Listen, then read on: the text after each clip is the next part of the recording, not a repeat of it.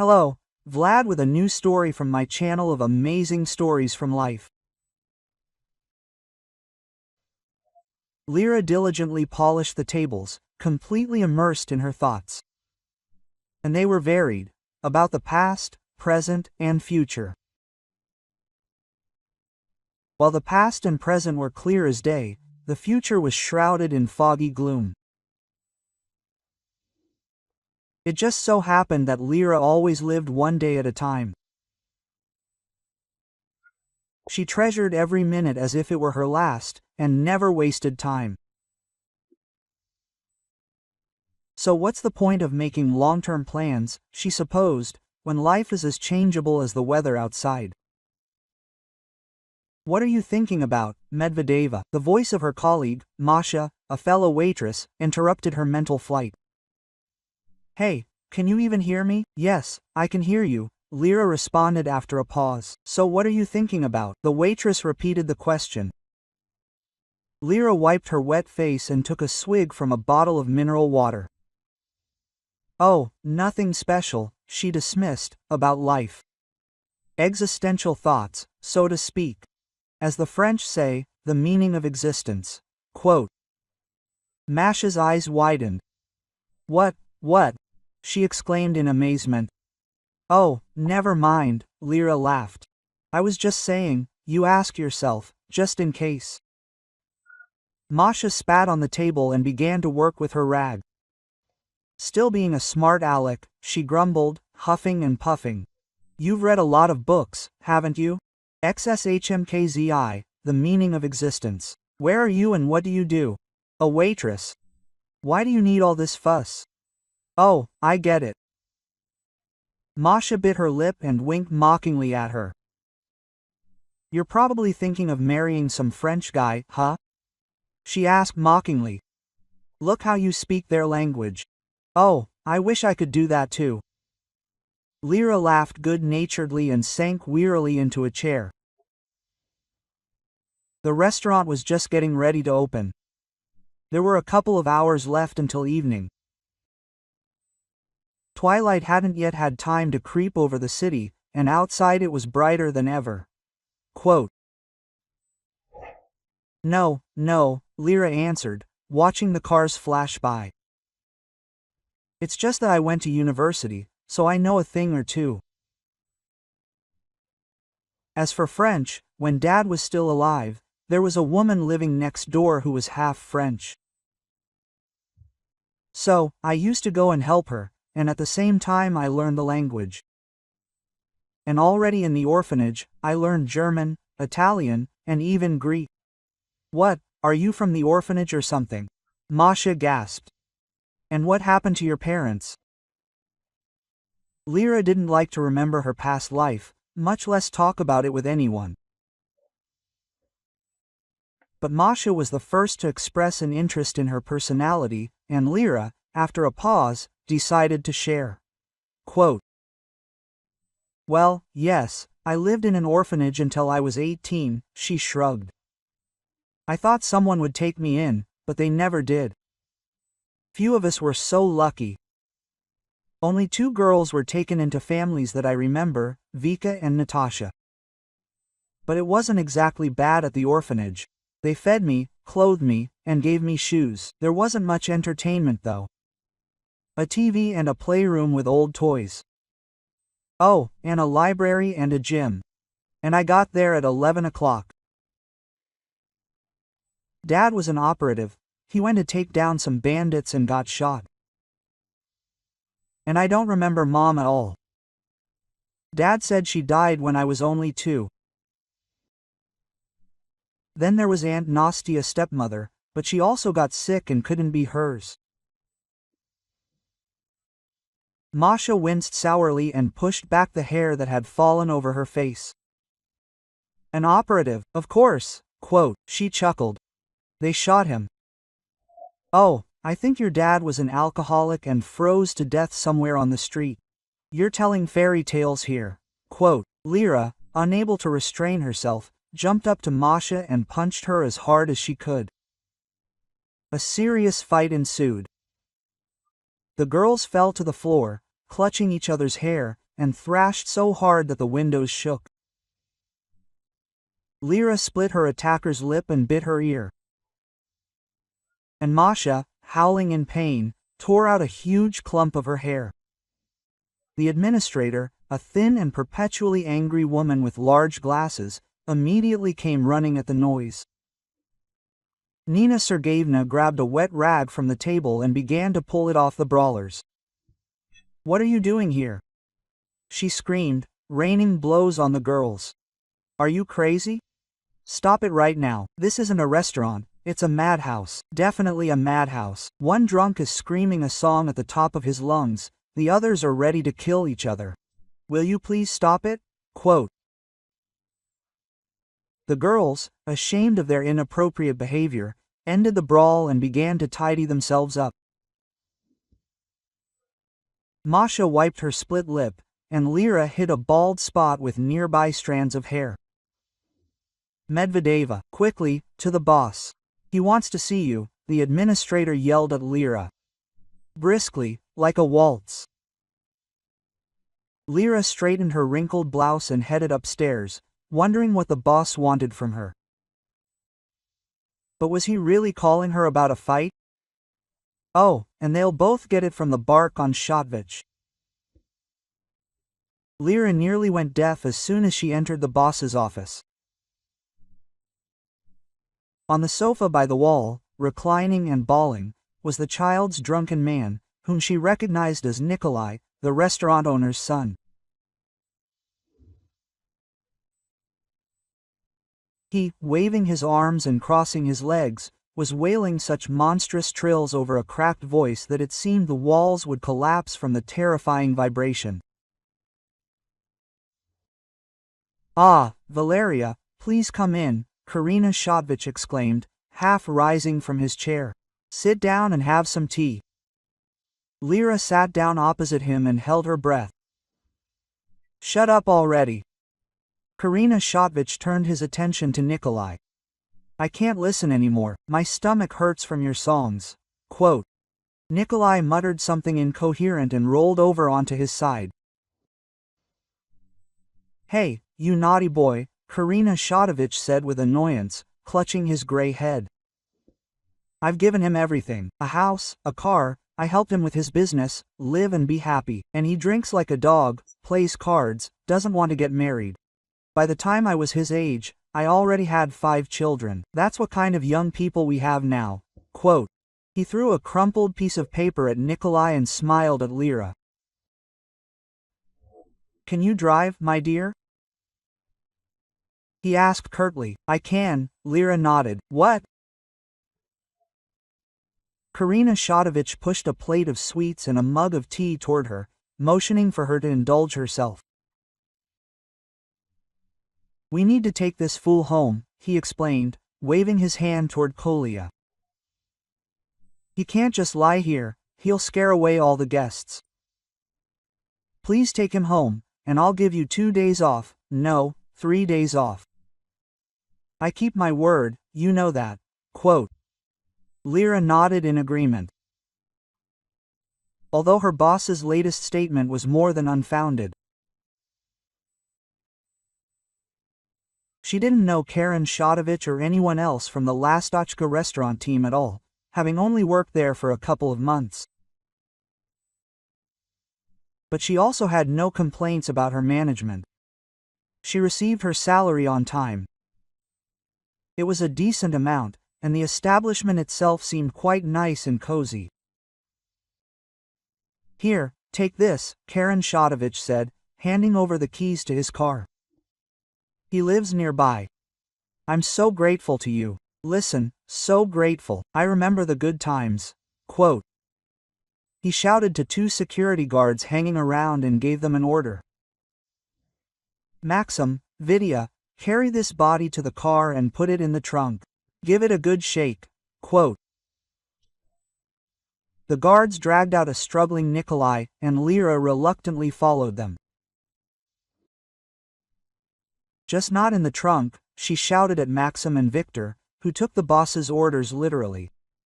"How am I supposed to get him out of there? Let's take him back." Quote. Lyra got behind the wheel, and only now realized that the boss had completely forgotten to give her the address. "Where should we take him?" she asked Nikolai, who was sprawled across the seat. "Trulia Street, house number 0, he whined. "But seriously? Seriously?" Nikolai assumed a thoughtful expression and shook his head. "Seriously, I'll show you. Boss, go ahead." Quote. The car left the parking lot and merged into the general traffic. Lyra was unaccustomed to driving the massive crossover, which seemed to be swerving in all directions. Besides, the automatic transmission was a novelty for her, so her foot involuntarily searched for the third pedal. "How do you like the restaurant overall?" asked Kolya, breathing fumes of alcohol on her. "Do you like working?" Quote. "Quite," asked Lyra. "I'm not complaining." "And the boss?" "And the boss. Your dad is a good man." Nikolai burst out laughing and pounded his fist on the back of the chair. "Karen is not my father," he declared. "He raised me, but he is still not my father. In fact, my parents died in an accident, and Uncle Karen, as a friend of my father, took me in. That's how it is." "Well, that means he is doubly a good person," Lyra noted. "He allowed himself to do such a thing, and you are upsetting him in vain." "This is so that he does not get bored," said Kolya.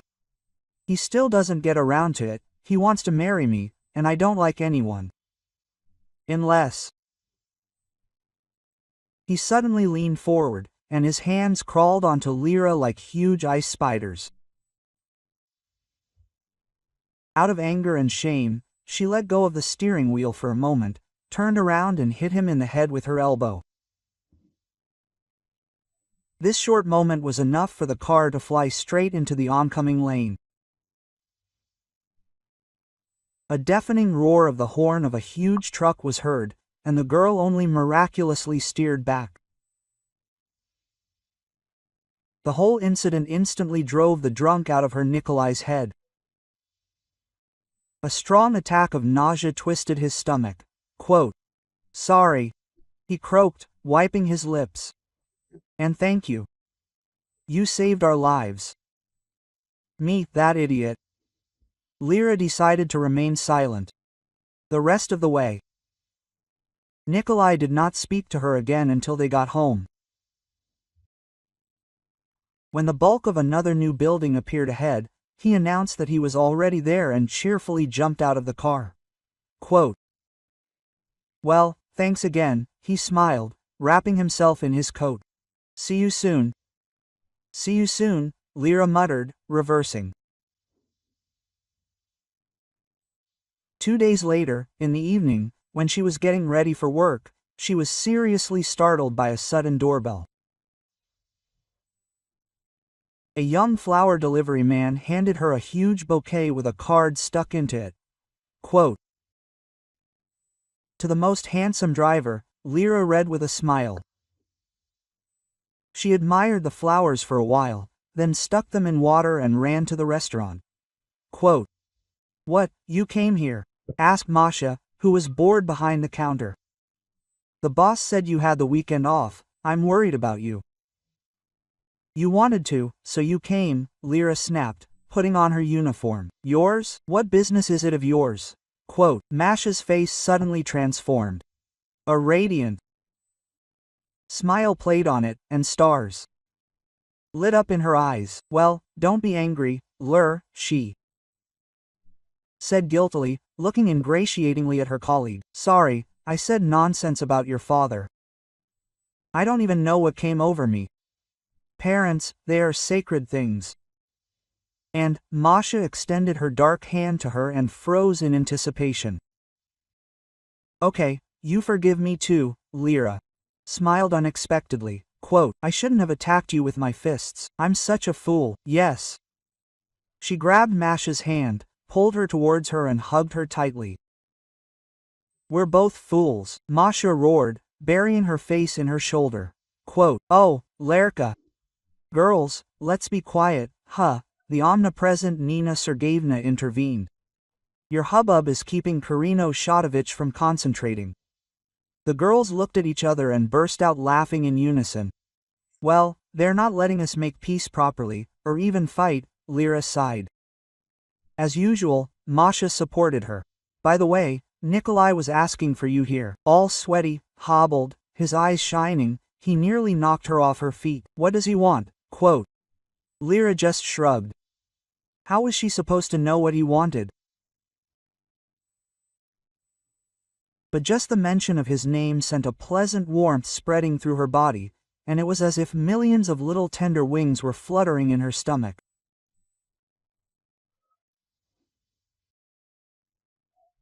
Nikolai wanted only one thing from her, but he delayed his request for a long time and kept beating around the bush. He met Lyra at her entrance, gave her a ride to the Swallow and walked her back with dark cold at night.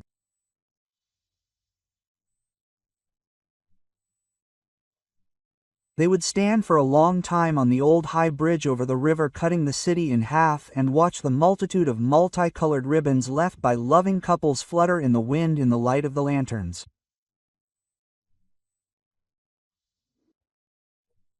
The tradition of leaving them was as ancient as the city itself. No one knew who started it or when. And it didn't matter.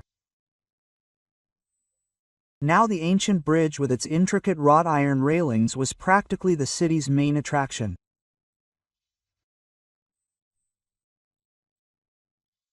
People came here from all over to propose.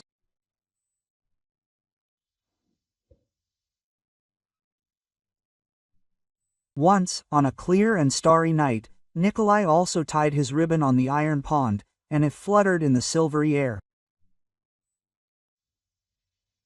Why did you do that? Lyra asked. How so? Why? Kolya was surprised. But don't we have the right to leave a memory of ourselves? She laughed. Well, yes, we. What's funny? We've been dating for 2 months, we go on dates, and you act like none of it happened. Lyra looked down at the water rushing under the bridge, and the sheer height immediately made her head spin. I thought we were just walking, she replied quietly, that we were friends. Nikolai grabbed her by the shoulders and turned her to face him. Lyra, I like you, and I want you, I want us to be together forever, understand? How can we be together if we are so different? The girl objected cautiously.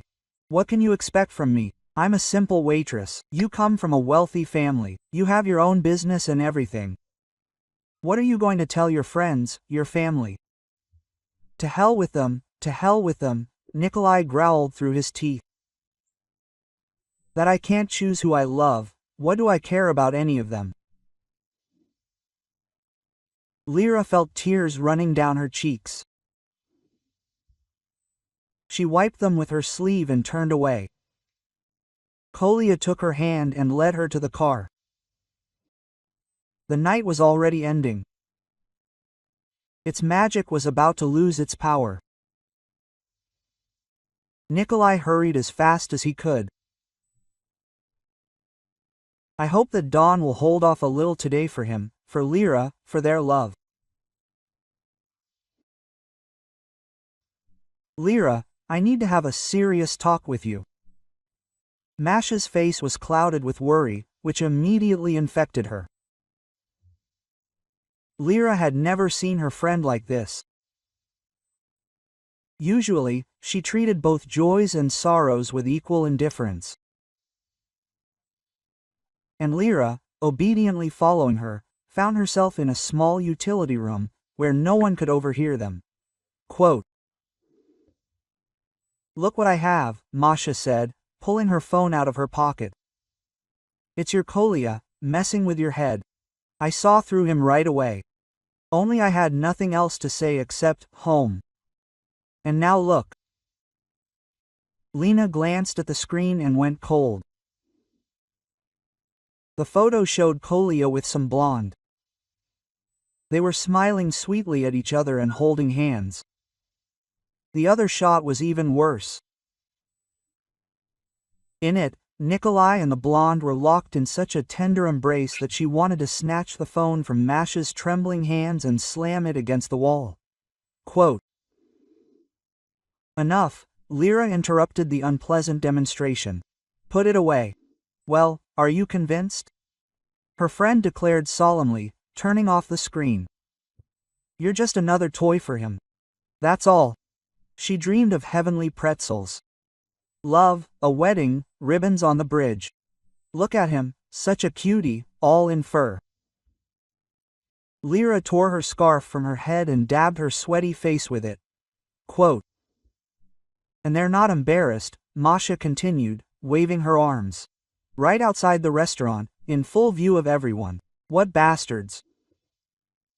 Lyra walked out, trying with all her might not to cry. Her friend followed her relentlessly, like a shadow.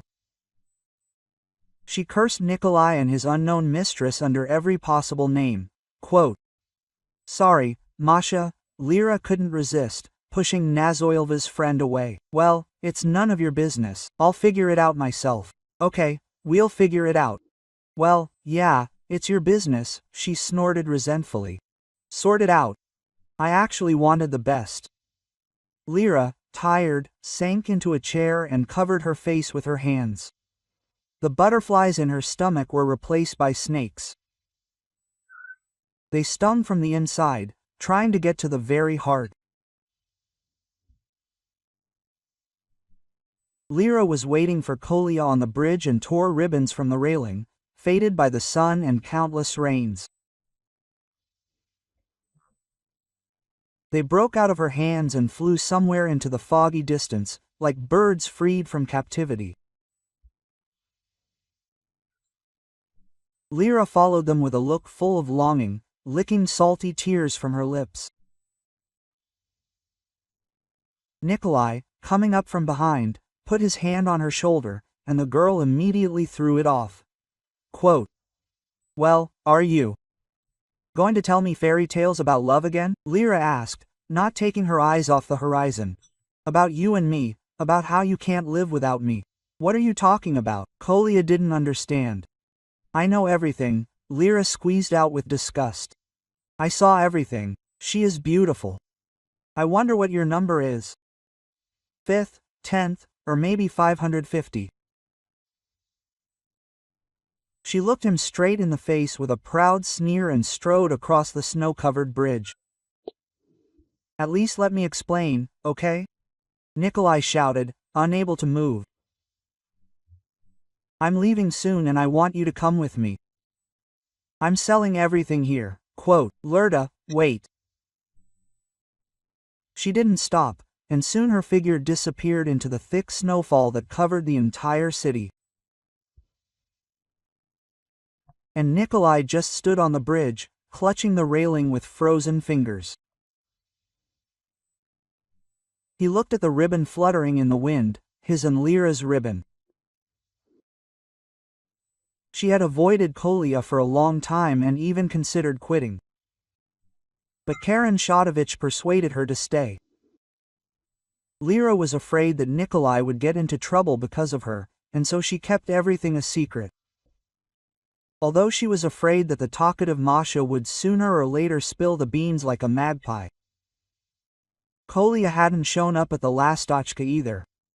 Lyra didn't know what was wrong with him, where he was, or where he was planning to go. A veil of secrecy shrouded the two young people. Dark, impenetrable, like an autumn night. "Your ex is off somewhere abroad," Masha reported to her unsuspecting friend. "He's selling his hotel to some Italians. And you won't believe it." Quote. Lyra responded indifferently, polishing the washed dishes until they shone. "They'll all be here today." Masha jumped up and down excitedly. "They have a table reserved here. I heard your ex and Karen talking about it myself. Can you imagine, real Italians? I've never even laid eyes on a foreigner." Quote. And do you think they have horns on their heads or forearms? Lyra snorted, surprised by her friend's ignorance. They're just people like us, they just speak a different language. And don't call him mine anymore. We're done, quote. Masha smiled mysteriously and left her alone for the first time in a long time. But Nina Sergeyevna, noticing that Lyra was free, loaded her with a whole bunch of tasks that needed to be completed before the foreign guests arrived.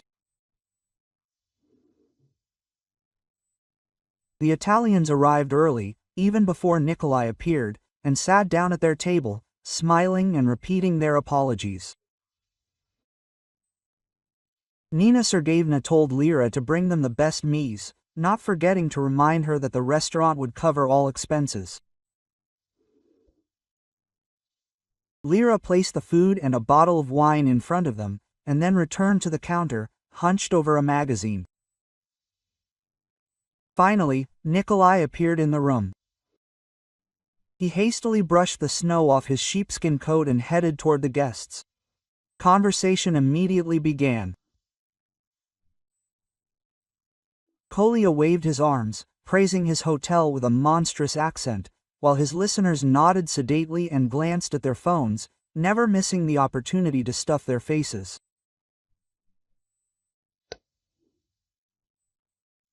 One of them, clean-shaven and with his hair slicked back, asked something of his neighbor, a man with a shiny bald head and a neat beard.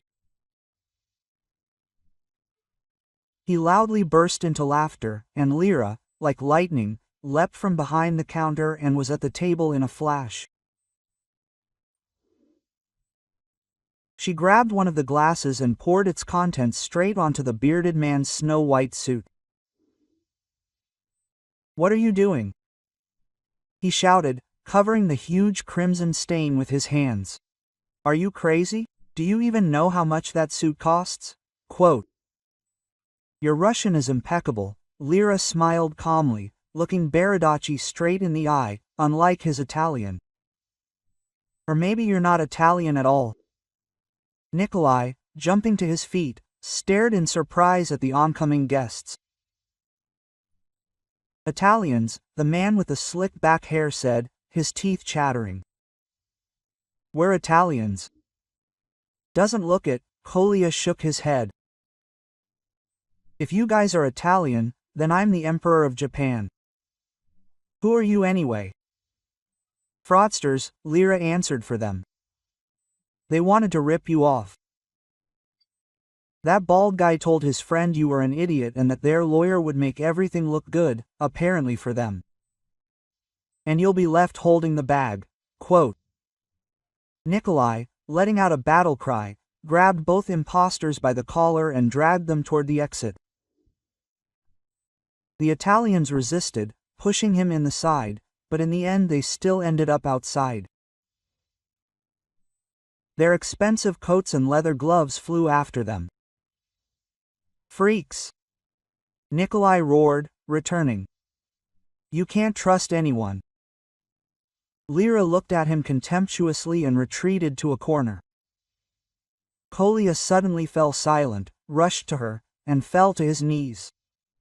"Forgive me," he begged, touching his forehead to her shoes. "You didn't let me explain then. At least let me do it now." Quote. Lyra, with difficulty freeing her legs, took a step back. "I have nothing to forgive you for," she replied. "You were right then, a free man. You have the right to choose who to love and what to grieve over. Be happy, and just leave me alone." "No, you don't understand," Kolya persisted, crawling closer. "I'm not guilty of anything before you, but for some reason I still ask you to forgive me for being a fool, for not loving you as much as I really should. I got scared and hid.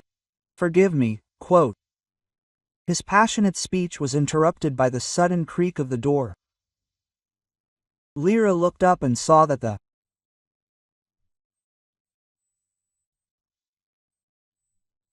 same blonde she had seen in the photographs had entered the restaurant. The girl smiled at Lyra and waved. This is my sister, Nastya, Kolya explained sheepishly, getting up from the floor. My own, on my father's side. I didn't even know I had a sister until recently. I was so happy about it. Nastya approached the counter and looked at them meaningfully. Quote, So you, sister, Lyra gasped, barely moving her tongue. Yes, Nastya nodded in agreement. And you're Kolya's girlfriend? You know, you look great. He said you were planning to get married, but for some reason he was in no hurry to introduce me to you. He's kind of weird. She laughed and leaned closer. Tell me about him, okay? The girl asked quietly. You probably know him very well. He's just silent and smiling with me. Just like now. Lyra turned to Nikolai, who was smiling confusedly, put her arms around his neck and kissed him on the lips, and he, even more confused, just shrugged. Well, Kolya's getting married, Karino Shatovich announced, raising his enormous glass. Finally. I thought this would never happen. Yes, if I had known, I would have made you, Lyra, take him home sooner. I would have gotten him drunk myself. By the way, how did he behave then? Decent. Lyra laughed and spread her arms. You are all great, the restaurant owner continued, smiling at the assembled group. And I will miss you. The guests began to whisper. Koreshetovich called for silence, tapping his fork on the stem of his glass. Quote, I decided to leave the restaurant to Nikolai and his wife, he explained. I'm already tired. Oh, if you only knew how tired I am. So now I'll just eat fruit, walk around the city, and wait for my grandchildren. That's what I'll be doing. Everyone laughed with relief, and Masha, waiting for Lyra to finish kissing Kolya, whispered in her ear. Don't forget about me, boss. I'm your friend, after all. Yeah, you'd forget a friend like that. Lyra winked at her with a smile. If you like the story, please support me with the thumbs up button.